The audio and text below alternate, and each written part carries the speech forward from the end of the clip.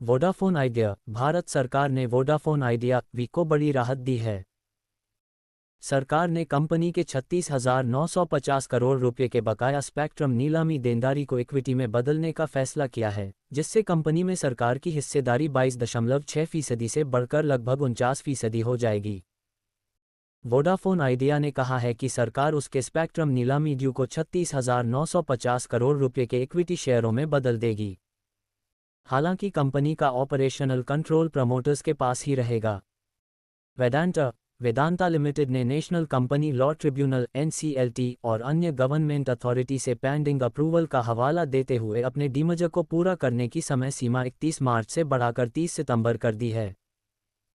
Company ने कहा कि उसने Vedanta aluminium metal, Talwandi Sabo power limited, Malco energy limited और Vedanta iron and steel limited के साथ स्कीम ऑफ अरेंजमेंट की समय सीमा बढ़ाकर 30 सितंबर 2025 कर दी है। कंपनी का शेयर शुक्रवार को 2.00% की गिरावट के साथ 462.90 रुपये पर बंद हुआ। हाल इंडियन आर्मी और इंडियन एयरफोर्स (IAF) के लिए सुरक्षा मामलों की कैबिनेट कमेटी (CCS) ने शुक्रवार को हिंदुस्तान एरोनॉटिक्स लिमिटेड हाल से 156 लाइट कॉम्बैट हेलीकॉप्टर (LCH) खरीदने के लिए अब तक के सबसे बड़ी डिफेंस डील को मंजूरी दे दी है। 62,700 करोड़ रुपए की यह डील हाल को मिला अब तक का सबसे बड़ा ऑर्डर है। इन हेलीकॉप्टरों को HAL के कर्नाटक के बेंगलुरु और तुमकुर प्लांट में मैन्युफैक्चर किया जाएगा। BSE लिमिटेड ने रविवार 30 मार्च को जानकारी दी है कि कंपनी के बोर्ड ने 2:1 बोनस शेयर जारी करने को मंजूरी दे दी है।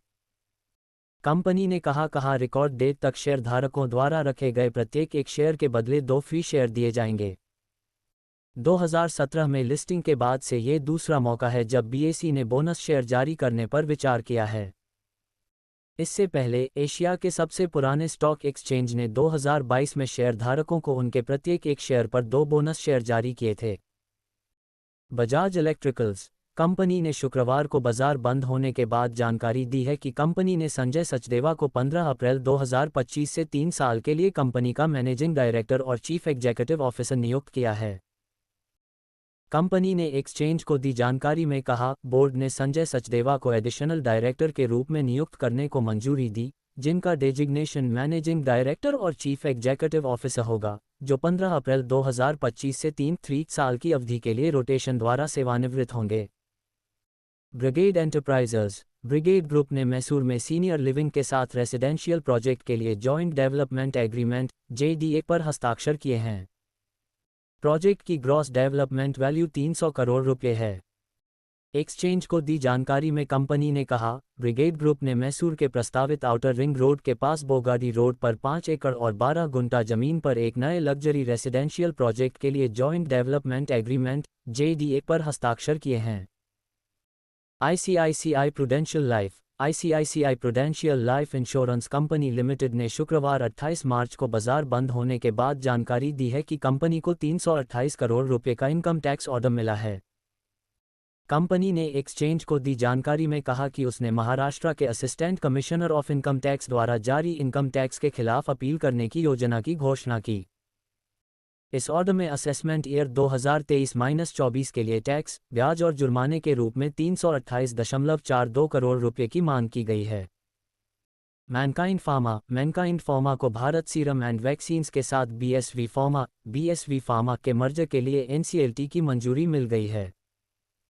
ये स्कीम अपॉइंटेड डेट यानी 9 मई 2022 से प्रभावी हो जाएगी, जब दोनों कंपनियों द्वारा NCLT द्वारा पारित आदेश की certified copy registrar of companies के पास दाखिल की जाएगी। शुक्रवार को कंपनी का शेयर 1.16% की गिरावट के साथ 2,423.60 रुपये पर बंद हुआ।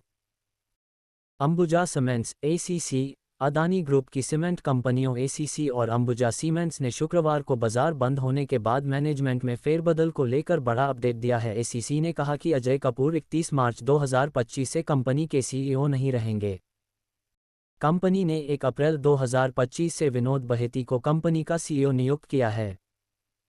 इसके अलावा कंपनी ने जानकारी दी है कि राकेश तिवारी को 1 अप्रैल 2025 से कंपनी का CFO नियुक्त किया गया है। अजय कपूर को अंबुजा सीमेंट्स के एमडी के रूप में पदोन्नत किया गया और विनोद बहेती को अंबुजा सीमेंट्स और एसीसी लिमिटेड के सीईओ के रूप में पदोन्नत किया गया, जो 1 अप्रैल 2025 से प्रभावी होगा।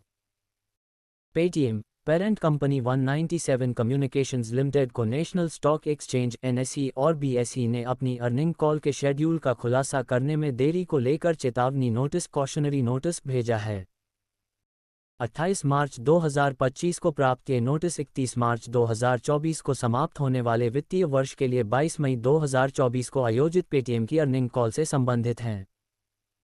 Prestige estates projects limited company ने शुक्रवार को जानकारी दी है कि कंपनी ने पूर्ण स्वामित्व वाली subsidiary Prestige hospitality ventures limited के इक्विटी शेयरों में निवेश का ऐलान किया है।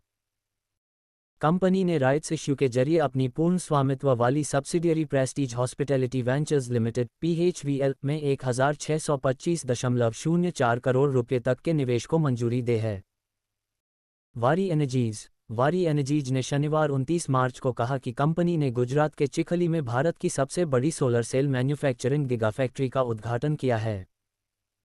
कंपनी ने एक्सचेंज फाइलिंग में कहा कि देश की leading clean energy transaction company Waaree Energies Limited ने गुजरात के चिखली में अपनी advanced 5.4 gigawatt solar cell gigafactory facility का भव्य उद्घाटन किया।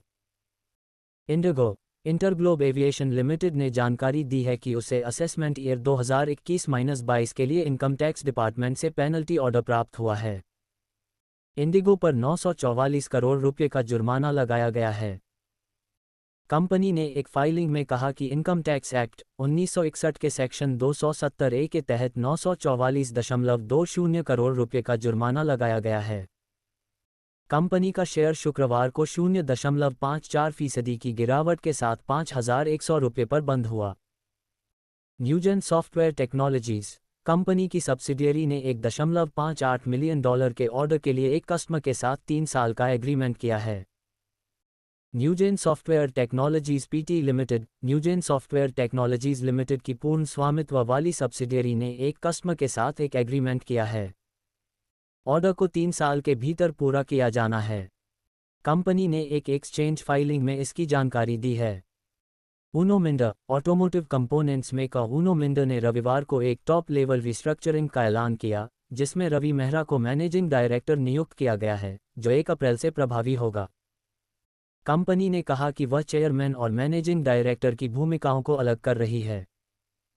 मेहरा, वर्तमान में डिप्टी मैनेजिंग डायरेक्टर के रूप में सेवारत, अपनी नई भूमिका में कंपनी के ऑपरेशन और मैनेजमेंट के लिए जिम्मेदारी ग्रहण करेंगे।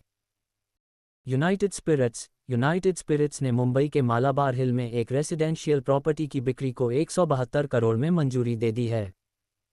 इस प्रॉपर्टी में फर्नीचर, फिक्सचर और फिटिंग शामिल हैं और इसमें एक ग्राउंड फ्लोर और 2 अपर फ्लोर शामिल हैं। शुक्रवार को कंपनी का शेयर 0.35% की गिरावट के साथ 1,403 रुपये पर बंद हुआ। Sun Pharma advanced research company SPARC ने SBO 154 के लिए US FDA को investigational new drug IND application प्रस्तुत किया है। इसके साथ ही SBO 154 एडवांस्ड सॉलिड ट्यूमर के ट्रीटमेंट के लिए ग्लोबल फेज 1 क्लिनिकल ट्रायल में प्रवेश करने के लिए तैयार है। JSW स्टील को झारखंड में दुग्धा कोल वाशरी के लिए सफल बोलीदाता घोषित किया गया, जिससे उसे इस फैसिलिटी को ऑपरेट करने के लिए 25 सालों का डील प्राप्त हुई है। कंपनी का शेयर शुक्रवार को 0.24% की तेजी के साथ 1,060 रुपये पर बंद हुआ। राइट्स को नुमालीगढ़ रिफाइनरी से 155 करोड़ रुपये के प्रोजेक्ट के लिए लोहा मिला है। कंपनी का शेयर शुक्रवार 3.23% की तेजी के साथ 223.18 रुपये पर बंद हुआ।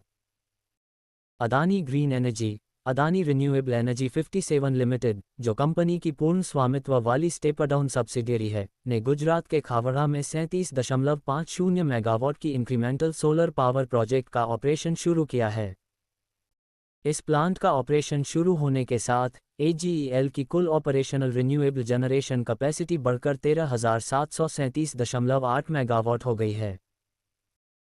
डिस्क्लेमर आपने जो न्यूज़ पढ़ी उसका मकसद केवल आपको जानकारी देना है। हमारी channel equity news stock market के कंपनी की latest news, bonus, dividend IPO की इन्फॉर्मेशन देने का काम करती है। भारतीय शेयर मार्केट जोखिम के अधीन होता है। जिससे आपका आर्थिक नुकसान हो सकता है, जिससे निवेश करने से पहले किसी विशेष सलाहकार की सलाह लेना आवश्यक है और हमारी चैनल सेबी द्वारा रजिस्टर्ड भी नहीं है।